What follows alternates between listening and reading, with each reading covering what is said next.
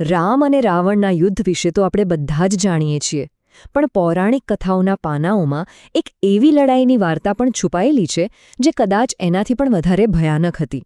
આ એ યુદ્ધની કહાણી છે જ્યાં 10 માથાવાળા રાવણે કોઈ મનુષ્યને નહીં પણ ખુદ મૃત્યુને, કાળને પડકાર ફેંક્યો હતો. વિચારો, શું થયું હશે જ્યારે રાવણ સીધો યમરાજના દ્વાર પર જઈ પહોંચ્યો? ચાલો આજે એ જ રહસ્ય પરથી પડદો ઉઠાવીએ. અને આ જ સવાલ આખી કથાના કેન્દ્રમાં છે. શું રાવણ એટલો બધો શક્તિશાળી હતો કે મૃત્યુના દેવતા યમરાજને પણ તેની સામે નમવું પડ્યું? શું ખરેખર યમરાજ રાવણથી ડરી ગયા હતા? આ સવાલનો જવાબ આપણને આ યુદ્ધના અંતમાં મળશે. તો આ મહાવિનાશક યુદ્ધના બીજ રોપાયા ક્યાં હતા? આની શરૂઆત ક્યાંથી થઈ? એનો જવાબ છુપાયેલો છે રાવણના અતૃપ્ત અહંકારમાં અને એની એક એવી મહત્વાકાંક્ષામાં જે બ્રહ્માંડના નિયમોને જ તોડવા માંગતી હતી. જુઓ, સ્વર્ગ અને પૃથ્વીને તો રાવણ પોતાના ચરણોમાં ઝુકાવી ચૂક્યો હતો. એનો અહંકાર હવે આકાશને આંબી રહ્યો હતો. એને લાગ્યું કે આખા બ્રહ્માંડમાં હવે બસ એક જ શક્તિ છે જે એના નિયંત્રણની બહાર છે, અને એ હતું મૃત્યુ. બસ અમર થવાની એ જ લાલસામાં એણે નક્કી કર્યું કે હવે તે કાળને જ જીતશે. અને આ જ ઘમંડ એને સીધો યમલોકના દરવાજે લઈ ગયો. યમલોક નામ સાંભળતા જ કેવું લાગે છે ને? આ એ જગ્યા છે જ્યાં સૃષ્ટિનો અંત શરૂ થાય છે. આ મૃત્યુના દેવતાનું સામ્રાજ્ય છે જ્યાં દરેક આત્માને પોતાના કર્મોનો હિસાબ આપવો પડે છે. કહેવાય છે કે અહીંની હવામાં પણ પાપીઓની ચીસો ગુંજતી રહે છે. આવી ભયાનક જગ્યા પર હુમલો કરવાનો વિચાર કરવો એ પણ બ્રહ્માંડના સંતુલનને સીધો પડકાર ફેંકવા બરાબર હતો. અને રાવણે એ પડકાર ઝીલી લીધો.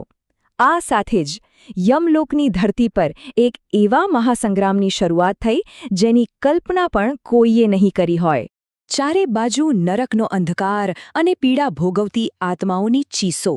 એ ભયાનક વાતાવરણની વચ્ચે રાવણનું દિવ્ય પુષ્પક વિમાન તેજ ગતિથી આગળ વધી રહ્યું હતું. આસપાસની વેદનાની એના પર કોઈ જ અસર નહોતી. એની આંખોમાં તો માત્ર વિજયનો ઘમંડ ચમકી રહ્યો હતો. રાવણને આમ આવતો જોઈને યમરાજના સૈનિકો એટલે કે યમદૂતો એને રોકવા માટે આગળ આવ્યા. પણ રાવણના દિવ્ય શસ્ત્રો અને એની પ્રચંડ શક્તિ સામે એમનું શું ચાલે? જોતજોતામાં તો યમલોકમાં હાહાકાર મચી ગયો. જ્યારે યમદૂતો રાવણને રોકવામાં નિષ્ફળ રહ્યા ત્યારે મૃત્યુના દેવતા ખુદ યમરાજ પોતાના સિંહાસન પરથી ઊભા થયા. અને પછી જે યુદ્ધ શરૂ થયું એ કોઈ સામાન્ય યુદ્ધ નહોતું. 1-2 દિવસ નહીં પણ પૂરા 7 દિવસ સુધી રાવણ અને યમરાજ વચ્ચે બ્રહ્માંડને હચમચાવી દે એવો ભયંકર મહાસંગ્રામ ચાલ્યો. 7 દિવસ પછી જ્યારે યમરાજે જોયું કે રાવણ હાર માનવા તૈયાર જ નથી, ત્યારે યુદ્ધ એની ચરમસીમાએ પહોંચ્યું. હવે સમય હતો બ્રહ્માંડના સૌથી ઘાતક શસ્ત્રને બહાર કાઢવાનો. કાળદંડ આ માત્ર એક હથિયાર નથી, આ તો ખુદ કાળનો દંડ છે. એક એવું અમોઘ શસ્ત્ર જેનો વાર ક્યારે ખાલી જતો નથી. એ બ્રહ્માંડના એ અટલ નિયમનું પ્રતીક છે કે જેનો જન્મ થયો છે એનું મૃત્યુ નિશ્ચિત છે, અને જેની સામે આ કાળદંડ ઉઠાવવામાં આવે એનું અસ્તિત્વ મટી જાય છે. બસ પૂરું. રાવણના ઘમંડી અટ્ટહાસ્યથી યમરાજનો ક્રોધ 7મા આસમાને પહોંચી ગયો. એમણે પોતાનું વિકરાળ સ્વરૂપ ધારણ કર્યું અને હાથમાં ઉઠાવ્યો એ જ કાળદંડ. એ ક્ષણે તો જાણે આખા યમલોકના શ્વાસ થંભી ગયા. આ રાવણના જીવનની અંતિમ ક્ષણ બનવાની હતી.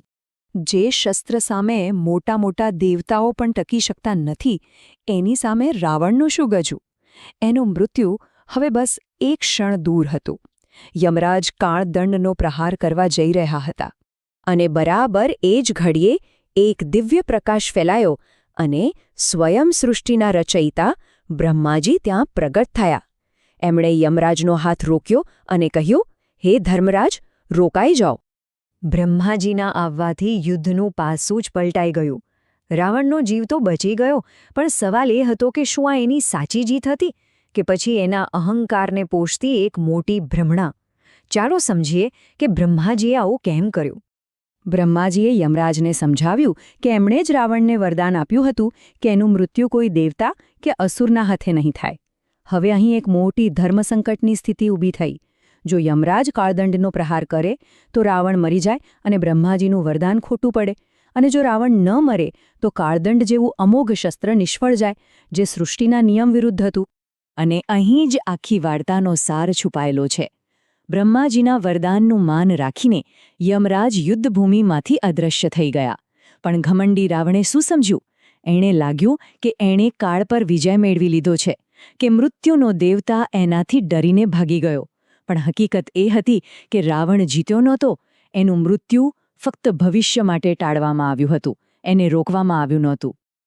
આ ઘટના રાવણની જીત નહોતી, પણ હકીકતમાં એના અંતના આરંભની નિશાની હતી. આ કહેવાતી જીતે એના અહંકારને એટલો બધો વધારી દીધો કે તે પોતાના આવનારા વિનાશને જોઈ જ ન શક્યો.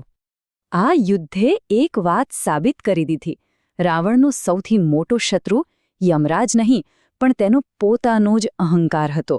આ જીતના ભ્રમે એને એટલો આંધળો કરી દીધો કે તે માનવા લાગ્યો કે હવે તે નિયતિ અને કાળથી પણ ઉપર છે.